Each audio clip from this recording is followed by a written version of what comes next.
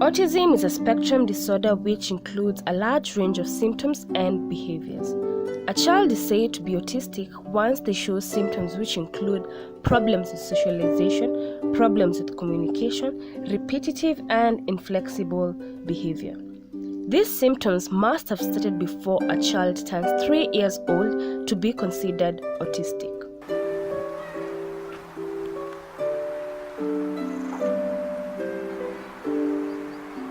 Bansi is a 7-year-old girl coming from a humble background and living with autism.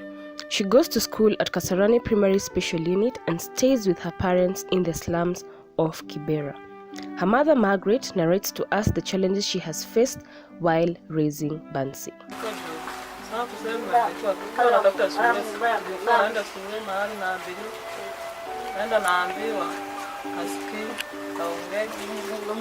Hiyo shule si ya watoto aina hiyo. Tena huku kwa barabara kama tunatembea naye hivi. Naonanga watu walikuwa wakipiga makelele kwa barabara. Naona kama watu mpaka wanasimama kumwangalia. Sikia wengine wanasema ni kuoa. Wengine mambo mingi. Lakini naendelea tu. Sasa naona sasa huyu mtoto si mimi nilipenda kupewa akiwa hivi. Unajua nilikuwa nambeba akiwa mkubwa. Kwanza sasa hiyo nilipata nibaya. Atembei na mbeba kama ni therapy. Kuna hata mama wengine wananiambia ati leo saa tu unatembea, huyu hakuna siku atakuja kutembea. Kwanza nikiwa hapa ni kama sijaanza kuenda mahali. Nikiwa tu nalia kila saa. Sasa nilikuwa na sita hii kutoka wapi? Kwetu sijaiona hii. Kamwili kalikuwa kadogo. Hata ikiwa kwa barabara unaona si kama mtoto umebeba. Mtoto unampatia kila kitu. Kula, hakuli. Ni kunyonya tu. Kama tu ni hiyo umweke kama tuseme ni miti. Lazima umweke matiti ya meza. Nilikuwa na kamwili kadogo juu. Hata kliniki zote nilikuwa naenda kliniki kama tuseme nilikuwa naenda Loiro. Kaanza tu kunitusi, tuseme kama ni Kenyatta. Tunaenda tunakaa 1 week, kulingana na wazenye alikuwa na tunaambiwa ni 20 kama dhati. Hiyo tena pesa ipatikane.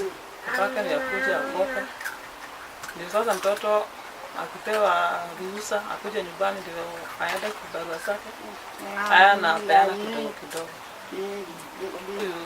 Huyu babake hana kazi permanent. Kaenda dieta akatolewa hizo za mapua na hizo. Naona hapo walikuwa na hizo pesa mingi juu kwenye nilikuwa nimeambiwa nimpeleke. Walikuwa wanataka 80k. Huko nikakosa hiyo. Nampeleka Kenyatta. Kenyatta nikauliza juu ni 50. Ilikuwa 50k. Tukatafuta kidogo. Sisi tukachangiwa na watu na mashosho wao. Sisi tukakosa, tulikuwa na watu wanasungukanga huko. Wanalipia wenye wamefungiwa huko. Walikuwa wakilipia nusu, tukatizwa nusu. Hiyo wanaita mashosho. Wakatulipia nusu na sisi tukatafuta nusu.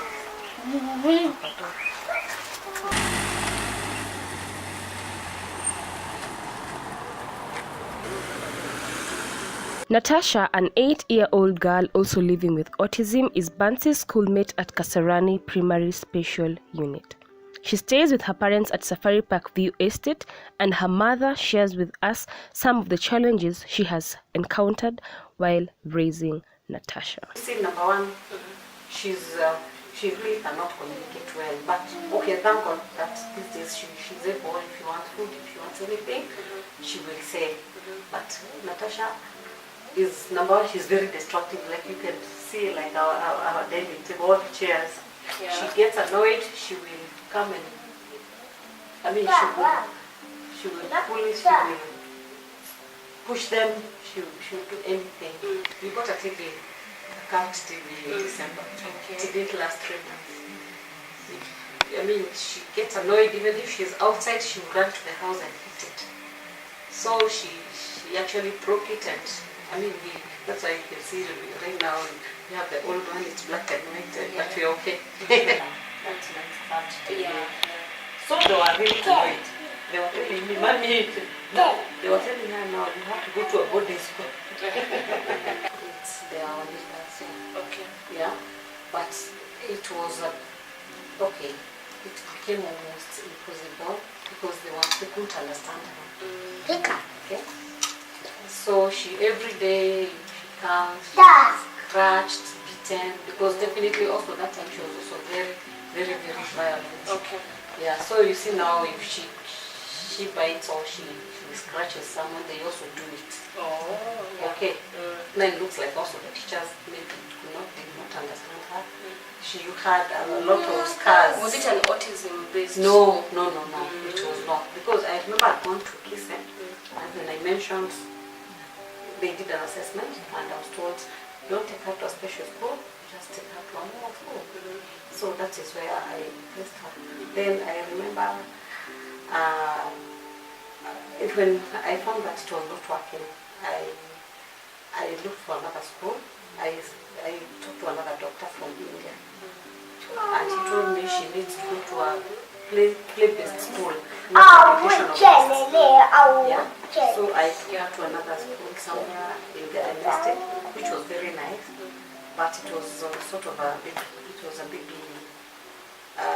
daycare sort of. Yeah, but in fact the English, that's where it was a very nice one. I mean, very, very, very good, very intriguing. Yeah, but that's when she was expelled. Also, you could pay, like the last where she was, it was almost 60,000. You pay, you want to pay and get the value for you. Yeah. Okay.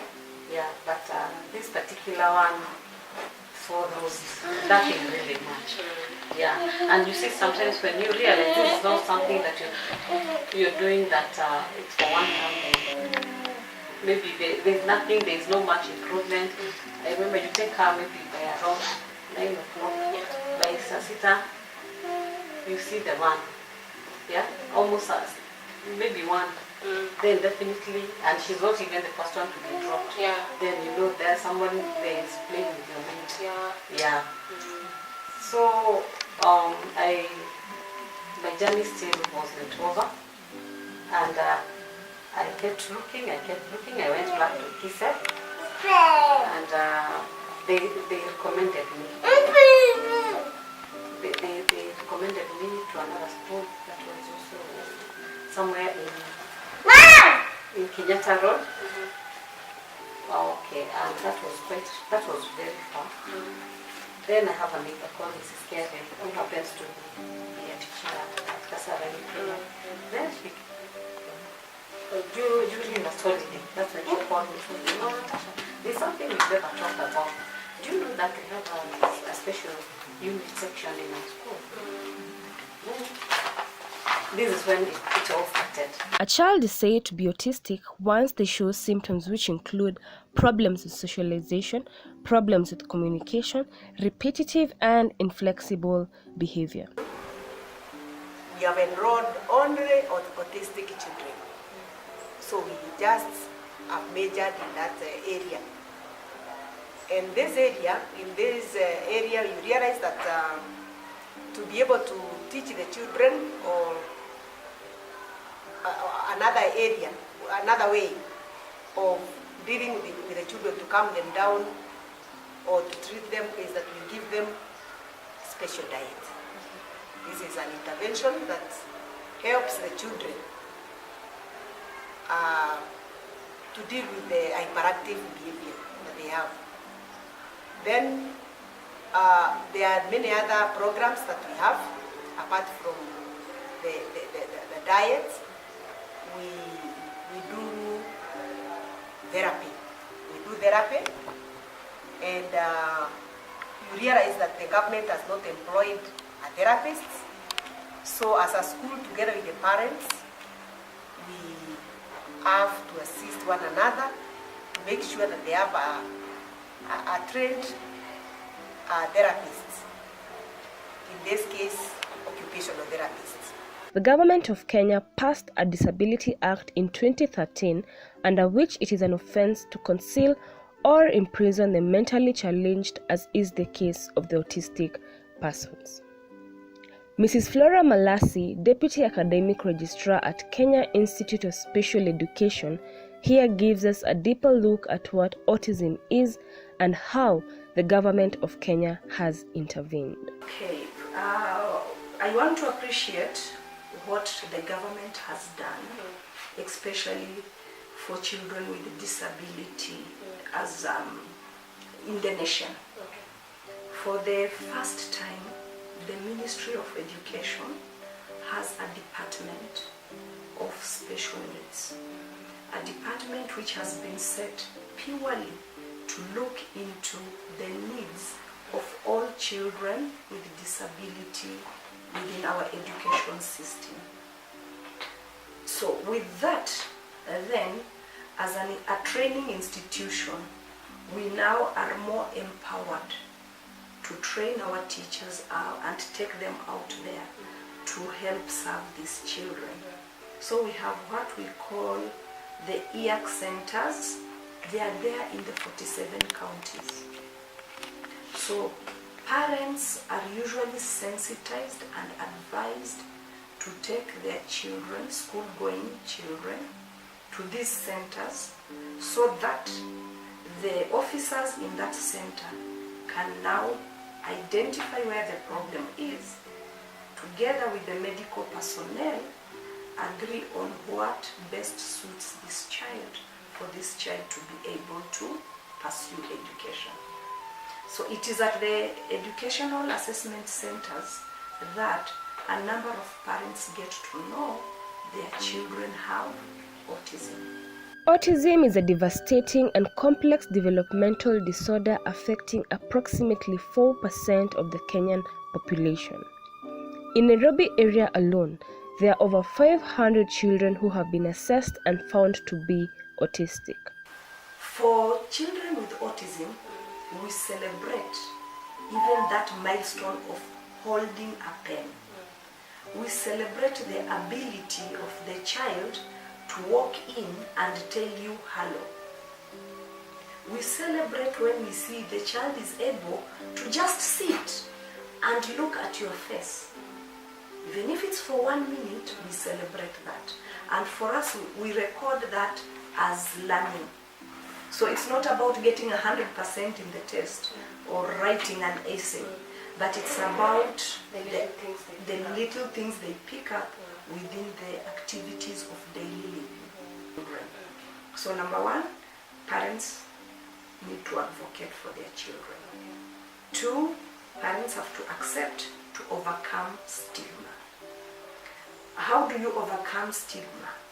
By talking about the condition and by going out there and making people understand that this is how my child feels and behaves, but if you do it this way, you'll be able to cope and understand with him, or to understand him. Once they do that, then more people within the society would become proactive in seeing how best can we support this child to be able to learn. Then 3, parents still require more information. Currently, information is isolated. And with Mr. Google, everybody goes to Mr. Google, reads, sees there is this treatment here, there is this treatment there, there is this approach there. So they end up being even more confused. They end up even trying some things. Like I always advise parents of children with autism not to go into dieting unless it has medically been proved their children react to casein and gluten. Because not all children with autism react to casein and gluten, in as much as it is a suspected cause.